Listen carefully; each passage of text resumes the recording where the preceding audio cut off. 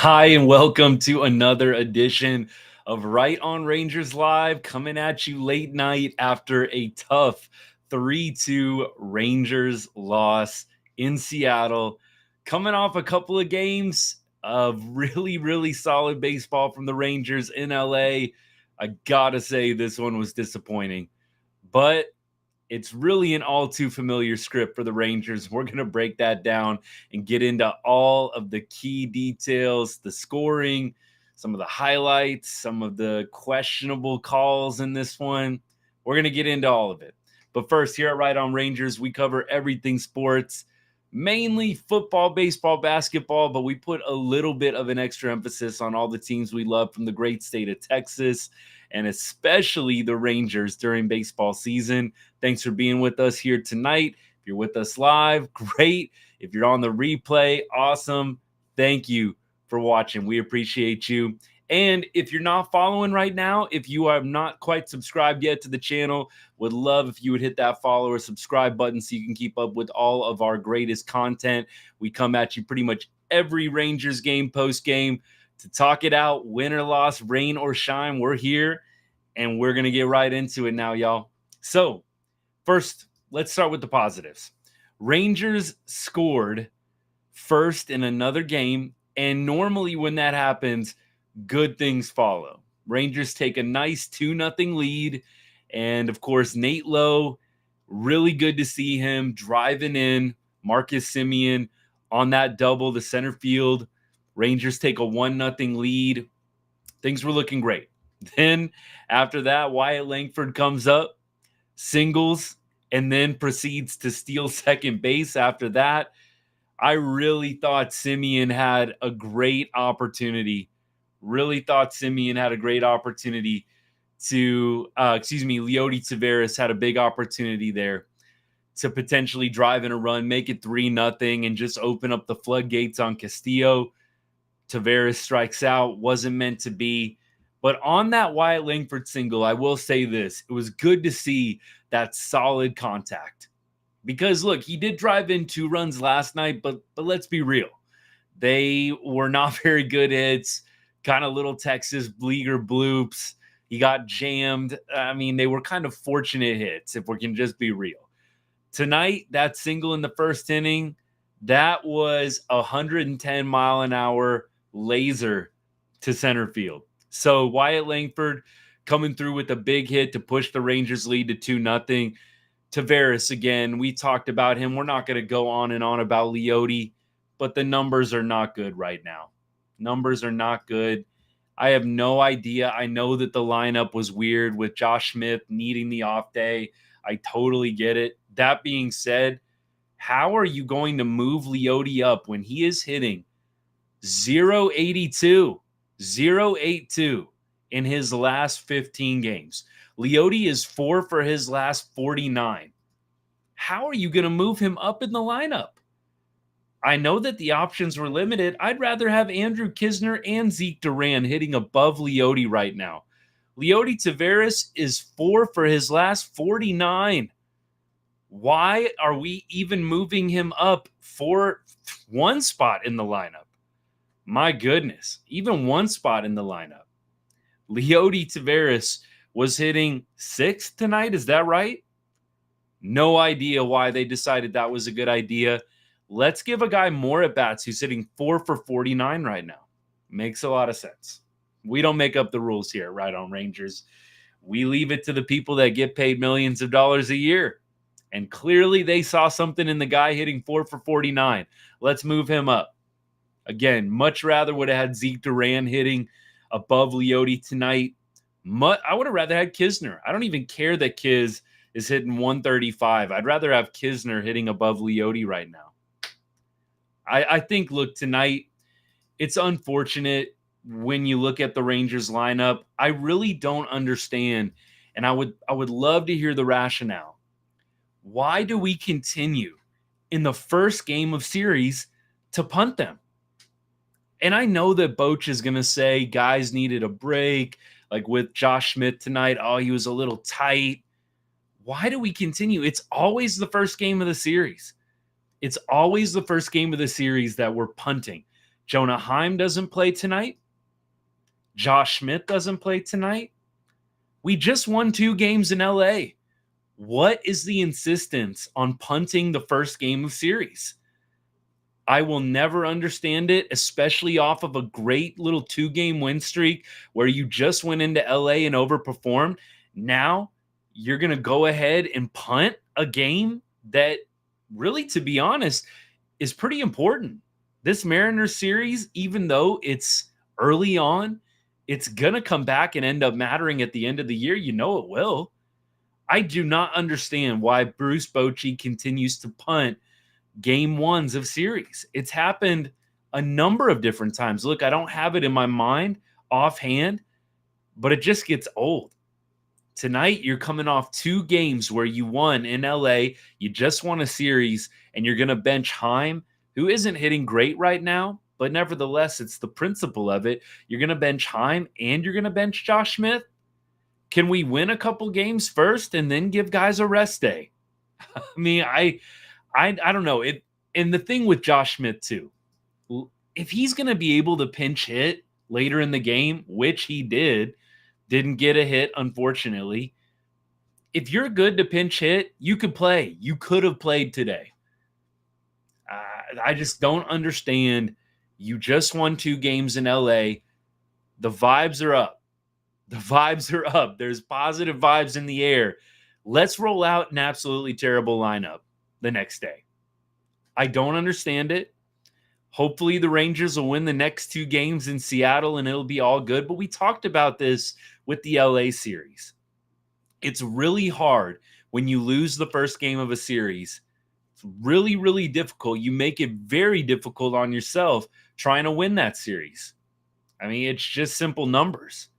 You lose the first game, now you got to win the next 2 in a row in order to have a shot at winning the series. Win the first game, then you've got some opportunities to be flexible with the lineup, maybe to give a guy a rest day later on in the weekend.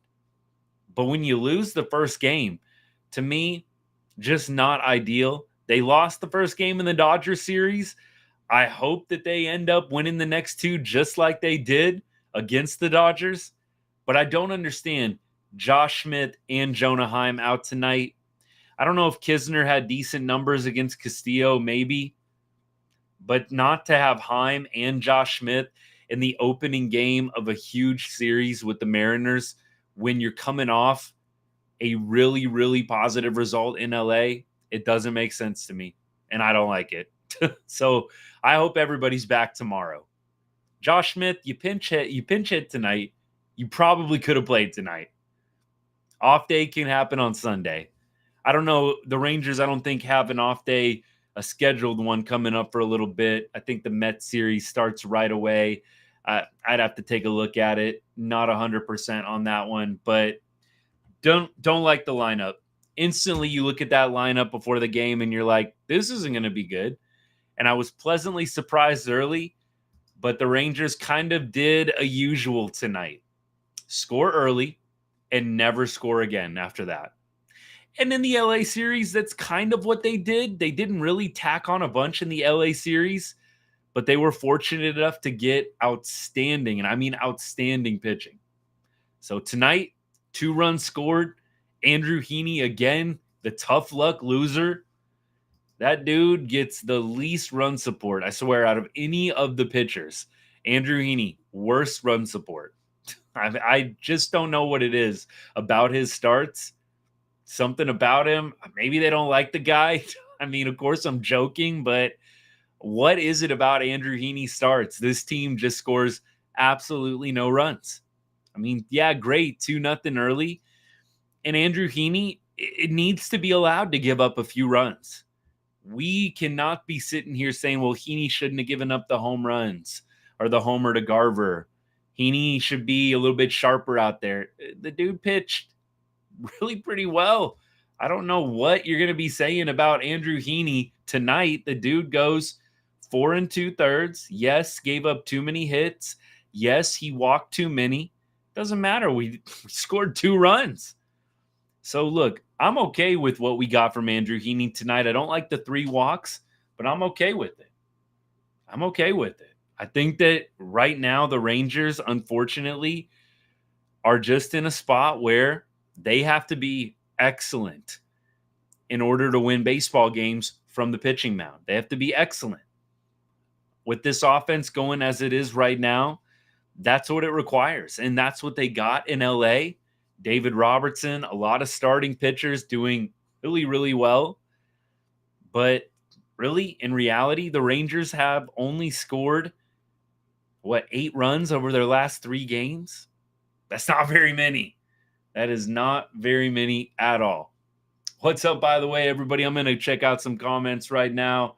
What's up to my people on TikTok? What is up to my people on YouTube, Facebook, all that good stuff? Let me check some comments out now. I agree. Natalie can't take Wyatt's bat out of the lineup right now. He does appear to be coming around. So I'm with you. I don't know. I don't think that's even on the table right now. I mean, they're not going to take out a guy that is actually doing well. I kind of thought that was the case against Josh Schmidt, though. Thought to myself, Josh Schmidt just coming off a multi-hit game, right? Josh Schmidt just had a multi-hit game last night. Let's sit him. What? I just don't get it. If you're good enough to pinch hit tonight, you're good enough to play tonight. And if you win the first 2 games of this series, I'm good if they punt the 3rd game, right? I mean, would anybody care about that? You win the first 2 games. I can understand if you punt the 3rd game and you bench some guys to give some rest. I understand that. But when you punt the first game of a series against a division rival, makes no sense to me.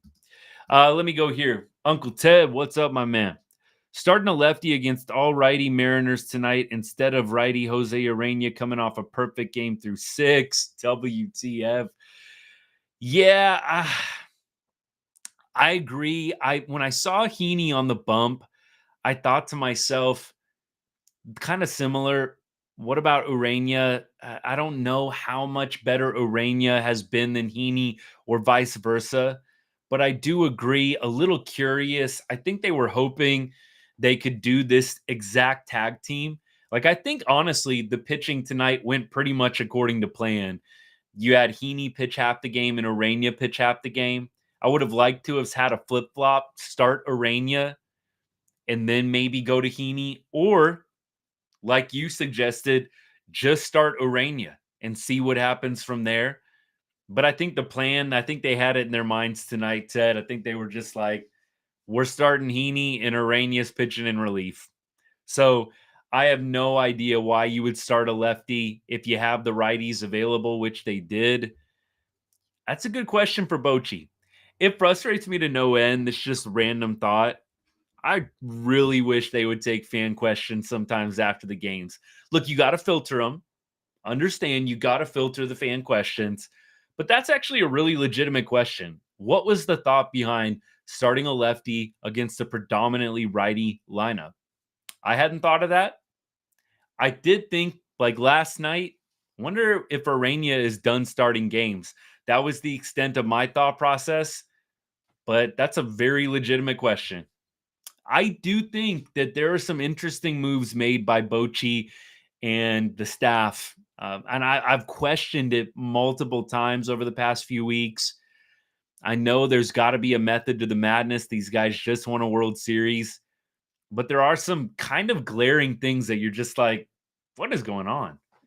Again, the continued punting the first game of a series, this staff has been notorious for doing that this entire season. Sitting guys in the first game of a series. I don't understand it.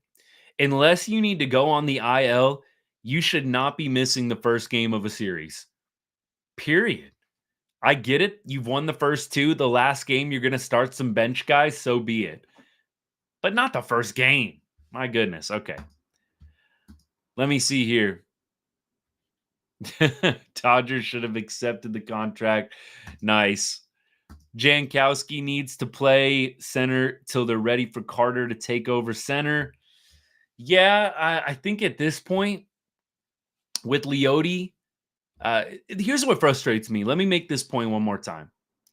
It's frustrating to me to see that Leote Taveras stays in the lineup hitting 4 for 49. And I'm not saying he needs to be totally like DFA'd or benched or sent to the minors. But I am saying, why do we continue to hit Leody Taveras with no off days when he is in a 4 for 49 slump? I don't get that at all. So, look, I would love to see Jankowski spell Leody. I have no idea why Leody continues to play every day when he's in the midst of huge slumps, but we rest guys because they're a little sore after a multi-hit game. I mean, look, Josh Smith, if you're good enough to pinch hit, be in the lineup, period. I'm probably going to say that again tonight, y'all. Forgive me. It just frustrates me to no end. If you're good enough to pinch hit, get your butt in the game. Seriously. Yeah, Mariners, one lefty. I don't think we're going to go that route again. I mean, we don't have any other lefties besides Heaney. Curious decision. Tomorrow, I believe we've got, is it Evo going tomorrow? I would imagine Evo's got to be coming up one of these next 2 days. So tomorrow, Saturday, we've got, looks like, Evo versus Kirby. Sunday's game, Rangers are going to be throwing Dunning versus Gilbert. So righties going the rest of the way. That makes sense. Curious decision tonight. Going with the lefty Heaney when you had Arena against the predominantly righty lineup. I would love to see the Mariners splits. I'll try and do some filler here while I look up the Mariners splits. So Seattle Mariners 2024 splits. Let's see if I can pull these up and just see how they're hitting against lefties versus righties. So it is noticeable. It's not like a crazy difference, but the Mariners versus lefties actually are a little bit worse. It's kind of crazy. 210 against lefties, 224 against righties, for what it's worth. So look, maybe they're looking at those stats and maybe they're saying to themselves they actually don't hit lefties very well. So let's start a Heaney. I mean, that maybe would be about the only thing that makes sense to me. All right, y'all. Let's get back on it. Let's go through the box score here. Obviously, one other thing that's not going to show up in the box score. At least I don't think it does. Maybe they do ejections in the box score. But Bruce Bochy ejected on a very controversial call. Y'all, I've been seeing so many base running weird calls by umpires. In my opinion, and I've been around a lot of umpires. I've coached baseball, played it. There are just some umpires, amateur and professional, that just love to be ticky-tack with the rules. They love showing off their knowledge of the most ticky-tack of information in the rule book, and I just hate it. You know, the interference calls, you've seen like multiple times, right? Like there'll be an infield fly pop up and the runner's going back to second base. The shortstop's crashing in, trying to get to the ball. And the runner gets contacted by the shortstop trying to make a play. The runner's just running back to second base. It didn't affect the play at all, but you're calling a double play in a spot like that. It's frustrating to no end. And I do think that there are some umpires that get too caught up in the moment of some of these plays and they just try and assert themselves in the game. And this is where you say nobody's coming to watch umpires be super, super astute and picky about the rule book. I think a lot of us want to see, not a super stringent application of the rule book with stuff like that really doesn't affect the game. I hope that makes sense. I'm not saying don't follow the rules, don't know your rule book. What I am saying is if it didn't affect the play, don't call it. If it didn't affect the play, don't call it. So in the cases of those infield fly plays, it doesn't affect the play, don't call it. So for me, I just hate when it's really not important to the outcome of the play or the game, but umpires are just calling stuff just to be the center of attention. Happens in football too. It bugs me to no end in football when penalties get called on situations that had zero impact or zero effect on the outcome of a play, especially if it's ticky tack. So Bruce Bochy getting ejected tonight. I was listening as the play happened. I actually didn't see the baseline play. They kind of described it to me. I'm actually, they just described what was happening. The radio guys did. I'm going to see if I can pull it up while we're talking and just look at it, but I don't know if they're going to have it. But it seemed like Bruce Bochy was absolutely in the right. I really don't know exactly what happened all the way, but I'll have to go back and check it out. It did seem really ridiculous based on how the radio guys were describing it. So I'll have to go look at it after the game. But the moral of the story, at least the one that I got from what the radio guys were saying, was umpire kind of trying to inject himself a little bit too much into the game. And that happens a lot in baseball. And it's really unfortunate. It's a big reason why there's a huge push now, more replay, less human element to the umpires. The people that say that they love the human element, I just don't even get it. If you're a competitor, you want plays to be called correctly. Period. I just don't know anybody that's ultra competitive that loves the human element of the umpires. I mean, I'm a pretty competitive person. I don't love, like, if I benefit from a call, yeah, I mean, it fine, but I don't love at all. Nothing makes me more upset when a call is wrong and it costs the team a game. I don't think anybody that's ultra competitive loves the human element of the umpires. Just get the call right, please. And stop making it all about you. That's what I would say. Now, let me go to a couple other things box score related here. So, as we go to this game and wrap things up, going up and down the Rangers line, Langford, 2 hits, Nate Lowe, Garcia, both 1 for 4. Doley, runner on second, had a situation where he probably could have driven in the game-tying run. I believe it was in the top of the, let me see here, top of the 8th, right? Doley strikes out swinging, Jankowski on second base. Doley had a nice little game yesterday, but it just hurts when your top hitters are not clutching up when you need it most. So Doley, top of the 8th, has an opportunity to tie the game, strikes out, doesn't even put the ball in play. That hurt. That did hurt. Then beyond that, Simeon 1 for 4. Seager did extend his on-base streak, I believe, to like 30 or 31 games. Did have a walk, but Seager went 0 for 3 tonight. And then Leote, Duran, Kisner, Wenzel all go 0 for. Davis Wenzel does not need to play another game, another inning for the Rangers this season. I don't know why they call him up. I would rather see Jonathan Ornelas come up. I don't know why they continue to call up Wenzel. He's in over his head. You've got other infielders. Call them up. We all know what Wenzel can do. He can hit under 100 and play a decent third base. There are guys down in AAA that can do what Davis Wenzel is doing. So I know with some guys, we say to ourselves, who's going to replace them that's going to be better or even have a chance at being better? There's a lot of guys, I think, infielders on the AAA squad that could outdo what Davis Wenzel is doing right now.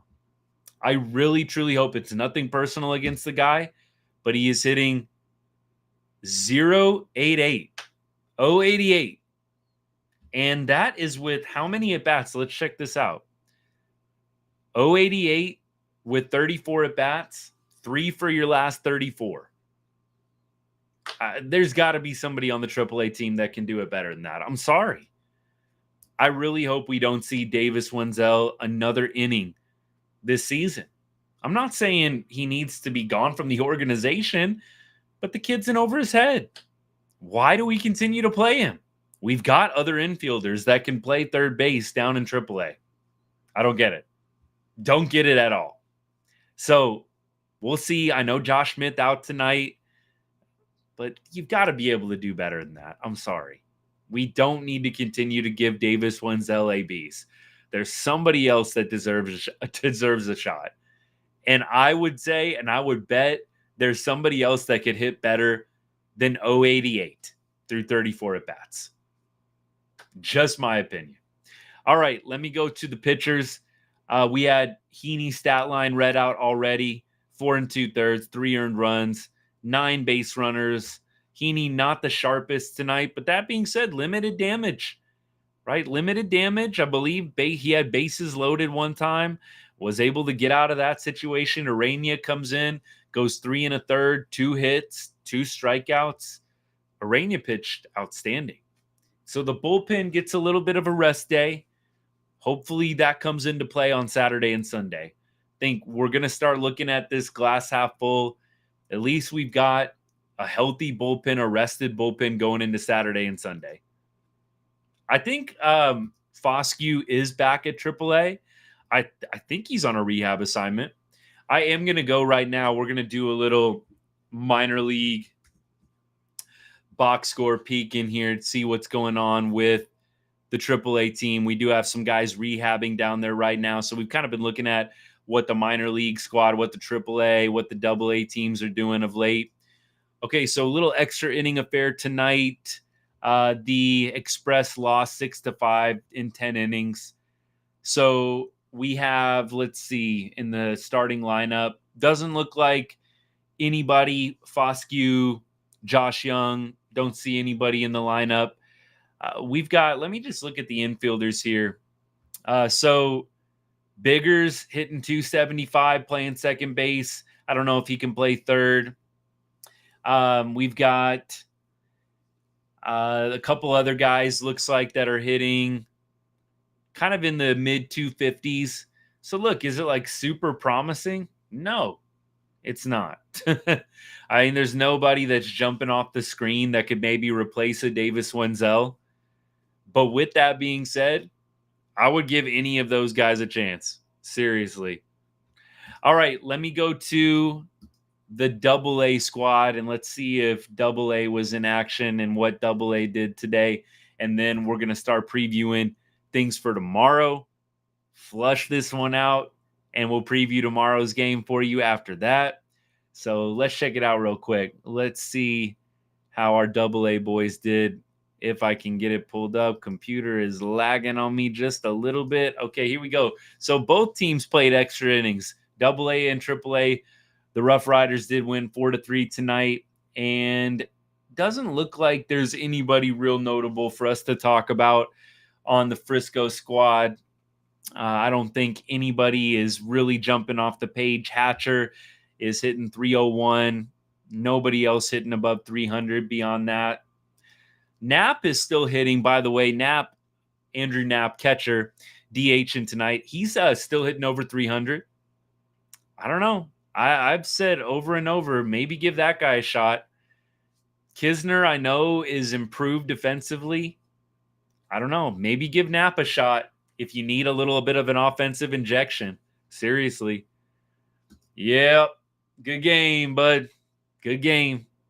Mariners got us tonight. 2 more games left in the series, though. We'll see what happens. Hey, we were down bad on Tuesday night after that 15-2 Dodgers drubbing. And then we won the next 2. That's what we got to hope happens right now. Hopefully, it'll go just like that Dodgers series went. Disappointing loss in game 1. 2 good wins back-to-back to end the series. That's the plan. All right, let's check out tomorrow's game. We already talked about the pitchers, so we've got Evo on the bump tomorrow. That is definitely a good sign for the Rangers. Most of Nate Eovaldi's starts, the Rangers do win. It seems like more often than not, that is the case. So on the other side, Mariners will be throwing Kirby. He's got a 3.81 ERA. We're going to look at the preview right now. So Seattle against Evo. There is Rojas, the third baseman, who is 2 for 4 with a home run. We've got Rayleigh, left fielder, 2 for 6. And really nobody else with great numbers against Evo. Haniger is like 2 for 11.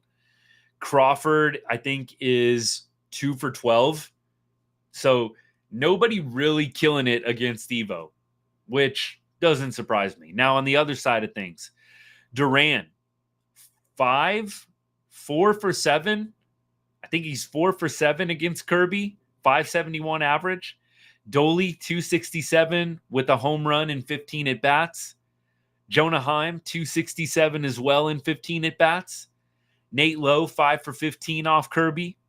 Seager is 0 for 10 lifetime off Kirby. You don't see that very much for Corey Seager, but Siegs is 0 for 10 lifetime off Kirby. Simeon is, I believe, 2 for 16 with the home run. And then Josh Smith, 3 for 8. And then Tavares, 091 against Kirby in 11 at-bats. I think tomorrow would be a great day to sit Leote. Great day to sit Leote tomorrow. Leote hitting 4 for his last 49, and he has an 091 lifetime average against Kirby. It might be a good day to sit Leote Tavares tomorrow. Why don't we go ahead and let Jankowski take some ABs? It's okay. You can give Leote a day off. You do not have to play him every day. For real. All right. Now, let's look at what Evo's done his past few games. And obviously, he's only had 2 or 3 starts since coming off the IL. But in his last 3 games, he has gone for 15 2/3, given up 5 runs. And in his last 7 games, he has a 3.29 ERA. We're talking about Evo right now. 38 innings pitched in his last 7 games, 39 strikeouts. And in his last game against the Giants, he went 7 innings, 2 earned runs, 5 strikeouts. Against Detroit, he went 5 2/3, 1 earned run. So over his last 2 games, almost 13 innings pitched, 3 earned runs, really good numbers. Think we're going to get another quality start out of Evo. The big question will be, though, will the bats show up? That is always the question. Will the bats show up tomorrow? I sure hope so, man. We have got to stop wasting quality starts and just good outings from our pitchers. The pitchers this year are just killing it. I would love to see, and I'm going to try and look it up while we're chatting here. What is the Rangers, like, the team ERA? So MLB ERA by team. I want to see these rankings and just like see how the Rangers stack up. It's actually not as good as I thought it was going to be. So our team ERA is 3.92. I really thought with how well this team's pitched, we would be better than a 3.92 ERA and be 16th out of 30 teams. So that's a little surprising to me. There's a little dose of reality right there. Now, I still say the pitchers have been doing phenomenally and have been pitching well enough to get wins. But I thought the Rangers would be a little bit further up there. I thought they would be at least top 10. Now, look, there's not much separating them from the Royals. Royals have a 3.82 ERA as a team. Rangers are 3.92. So we're talking about 0.1, right? So it's not a very wide margin that the Rangers are not top 10, but nevertheless. Still, hopefully the bats come to play tomorrow and we can have a somewhat healthy full lineup. Right? Josh Smith playing, Seager playing, Heim playing. Right, let's not bench anybody. Nobody needs an off day tomorrow. Everybody can play. Please. Right, play through a little bit of the soreness. That's what I mean. There's some guys, too. I'm not trying to question Josh Smith. I really don't want to play that game. But there are some guys you hear like soreness, tightness. They're taking some time off, and it's just an eye roll to me. Maybe they took it out of Josh Smith's hands. But look, if you're just sore, get in the lineup. Please. Get in the lineup and play. You can get an off day on a getaway day. There's strategic off days I think you can do. But in a big series like this against the Mariners, get your butt in the lineup if all you're dealing with is a little soreness. Fires me up. All right, Joe. We're going to start wrapping up here. We have a earlier start tomorrow. I think it's a 3:10 Texas time start, if I'm not mistaken. 3:10 Texas time start. And, strike that. Gonna have to reverse it. 6:15 Texas time start. 3:15 start or 4:15 start for me. So we won't be going quite as late tomorrow. The game started at 9:10 Texas time tonight. So we'll be coming at you a little bit earlier tomorrow, thankfully. I don't mind the late nights. I'm kind of a night owl, but for all y'all's sake, I'm glad we have a little bit of an earlier game. So early game tomorrow, and then I think Sunday's game is even earlier. So that's the plan. And we were on quite the roll with our little challenge betting ascent on Texas Rangers money line for every follower that we have. We're close to a $100 bet. I think we're at $91.74. We're getting up there. Y'all can help me out. Get me to $100 bet. That'd be fun. That'd be a lot of fun.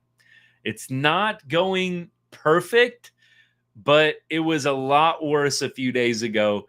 I think with the loss today, we're down like 250 or something like that, which is, I know sounds bad, but it can change very quickly when the Rangers go on a little win streak. Those 2 Dodgers wins shot us right up. So look, help me out. Share this with a Rangers fan. If you know somebody that loves Rangers baseball, know somebody that loves following along with each Rangers game, let's get that bet up to $100. Would love to see it. Thank you so much for all of y'all that have participated already and done the follows, even follows across multiple social media sites. I really appreciate you. It means a lot. A lot of different options when it comes to Rangers content. I know this, and I'm appreciative and grateful for all of you guys. Thank you for spreading the word about Right On Rangers. Let's keep growing this community of good people talking Rangers baseball and baseball in general. And before we wrap up, we like to go to the MLB.com homepage, see if there's any other notable headlines worth talking about, and then I'll check comments. Let's see here. Alex Verdugo with a huge day back in Fenway. Of course, he played for Boston last year. Now he plays for the Yankees. That's fun. Oh, I'm watching the replay right now. He was like pretty jacked running around those bases after that home run. Hey, that Boston New York series, I always like watching it. I mean, that's just a classic series. All right, let's see what else we got going on here. Dodgers got back in the win column. Freddie Freeman with the game-winning hit. Let me see if there's anything else worth talking about. Little Washington Nationals dugout drama. Mackenzie Gore and Nick Senzel going at it in the dugout. Jeez. Wonder what was going on there. My goodness.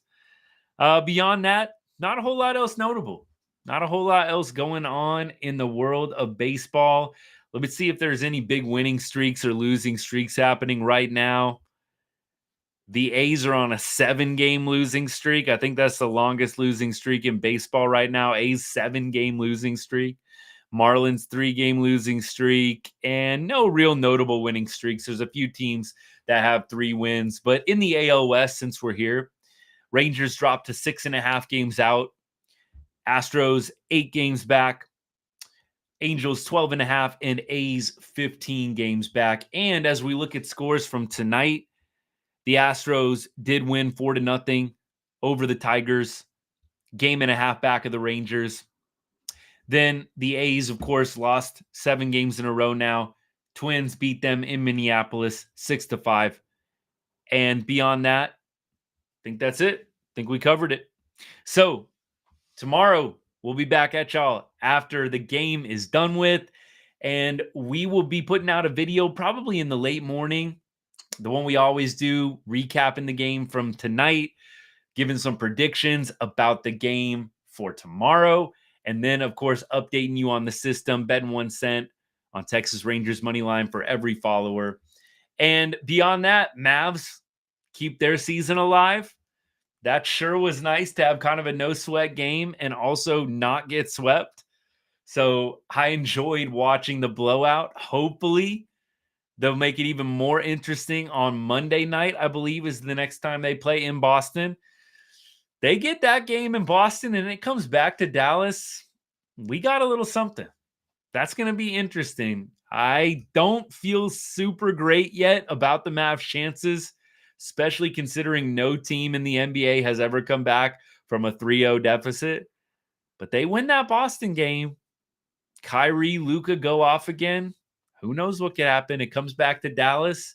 Things getting a little dicey. Celtics getting a little nervous. You never know. I'll tell you what, when the Mavs were up 3-0 on the Wolves, I'm glad I was wrong, but I just had the worst feeling. I I did not feel comfortable up 3-0. I felt more comfortable in the Clippers and in the OKC series when it was like back and forth. For whatever reason, I just had this weird feeling like it was not going to go well when the Mavs went 3-0. Glad I was wrong, but look, you really do have nothing to lose.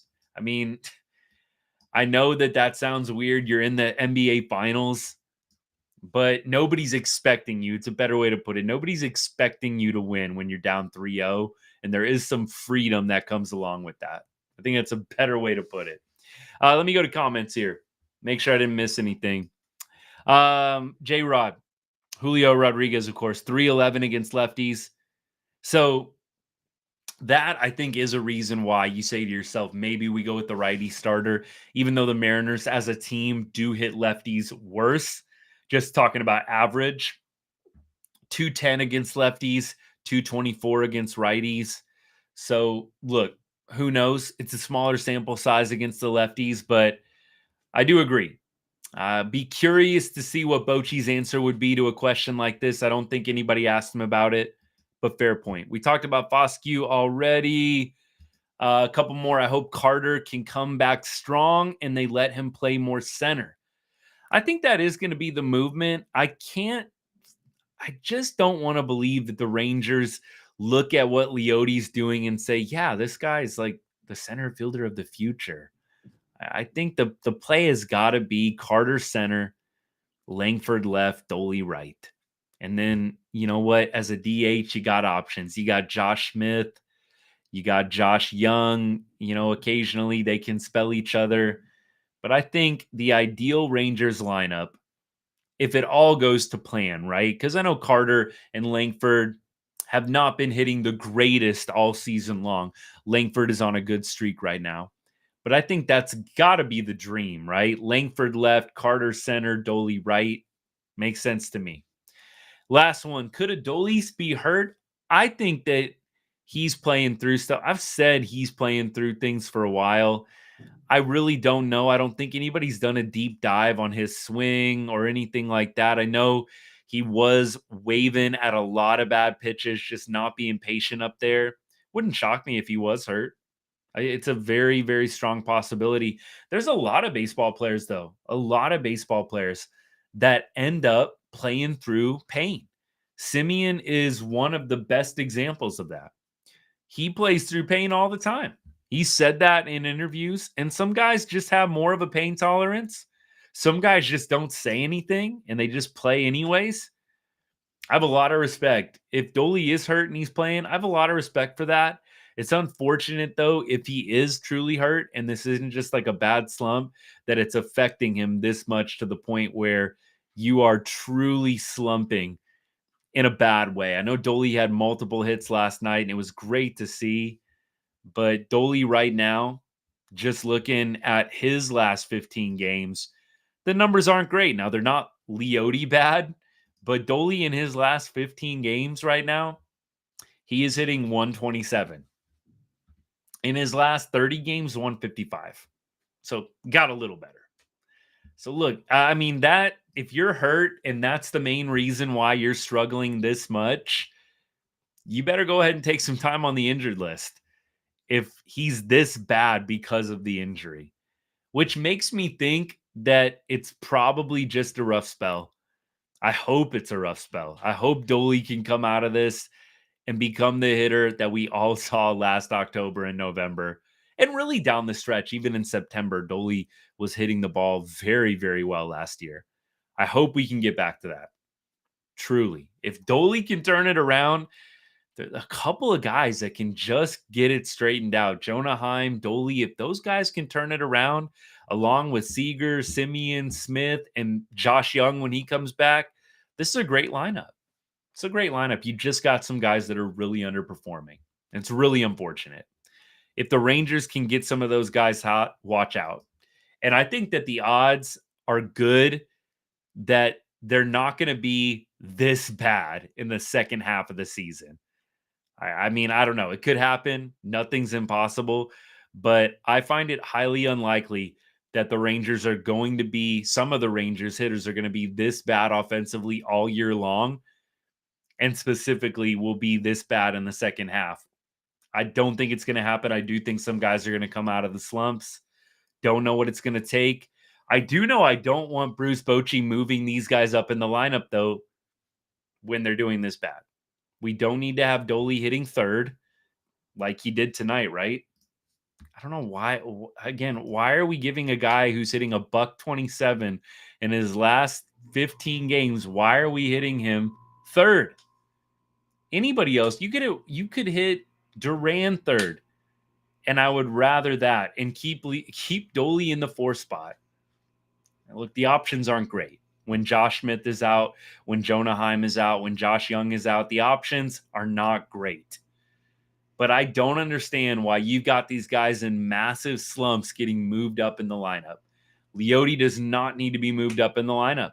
He's hitting under 100 in his last 15 games. I don't get it.